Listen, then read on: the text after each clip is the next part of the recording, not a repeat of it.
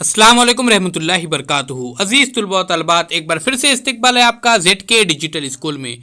आज हम देखेंगे जमात 7वीं ब्रिज कोर्स का प्यारे बच्चों 30वां दिन यानी जांच नंबर 2 मजमून है जुग्राफिया।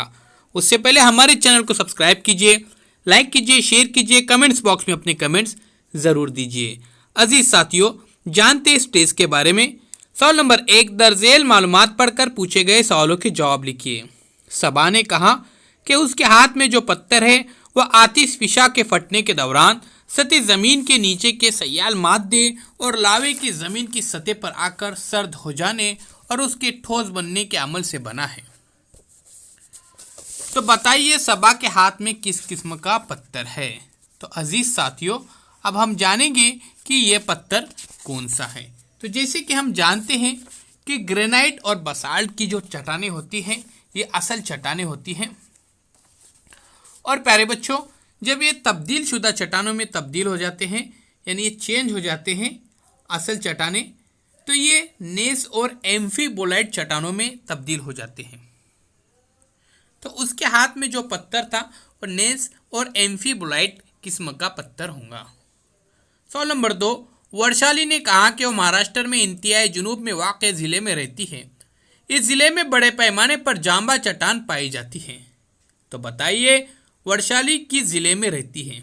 अजीज़ साथियों, जैसे कि हम जानते हैं कि जुनूबी कोकन में जांबा पाया जाता है, जिसकी वजह से महाराष्ट्र के मशरक़ी और जुनूबी कोकन में कानकनी का पेशा ज़्यादा तौर पर किया जाता है। तो अजीज़ साथियों, ये जो ज़िला है ये है सिंधुदुर्ग। सिंधुदुर्ग के ज़िले में जांबा पत्थर बहुत पाया जाता है। आगे देखते हैं सवाल नंबर 2,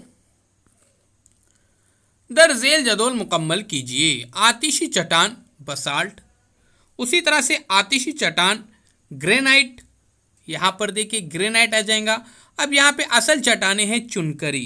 तो प्यारे बच्चों ये चट्टान की एक किस्म है तहेदार चट्टान, तो यहाँ पर जवाब रहेगा तहेदार चट्टान। सवाल नंबर 3, आपके दोस्त ने पानी पीने के लिए बर्तन, ग्लास, प्याला भरकर पानी लेता है। इसमें से एक घोंट पानी पीकर बाकी वो फेंक देता है। तब आपने इससे कहा कि पानी अनमोल है, इसे इस तरह ज़ाया मत करो। इस पर आपके दोस्त ने आपसे कहा कि अरे ज़मीन पर 71% हिस्सा पानी है, 29% हिस्सा खुश्की है, समंदरों में बेहद पानी मौजूद है, फिर क्यों फिक्र करनी चाहिए। अब आप उसे पानी की अहमियत किस तरह समझाएंगे।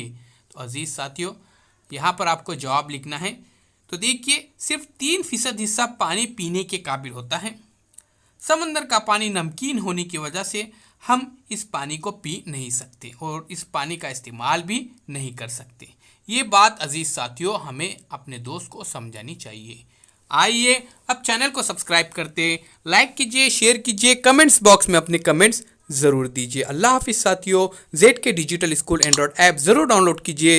इस वीडियो के डिस्क्रिप्शन के अंदर लिंक दी गई है और प्ले स्टोर में भी मौजूद है डिजिटल स्कूल के नाम से। आपके सामने ये लोगो है, तो ज़रूर देखिए, डाउनलोड कीजिए। अल्लाह हाफिज़, बहुत बहुत शुक्रिया।